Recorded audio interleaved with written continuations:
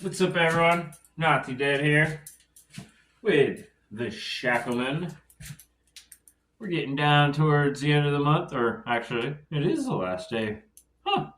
And there's another Smith & Wesson challenge. What do you know? We have Pyro Panda here to feature this one. It's challenge number 8 for Smith & Wesson. We're going to take these here handcuffs. We're going to use this here bobby pin. And we're going to put them all behind our back. And we're going to escape out of them. Let's go for it, right? Alright, folks. Let's get it. Alright, there's one cuff. Little loop and swoop. There we go. Let's get this side on.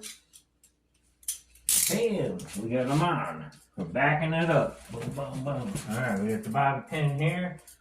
Let's see if we can't get out of these bad boys. I'm sorry you're not going to be able to see, but there's no key, there's no funny business. Y'all know how we roll. Just doing Shacklemen stuff. Alrighty, let's do that. And is this it? No. That? No. Oh, maybe. There it is. Alright.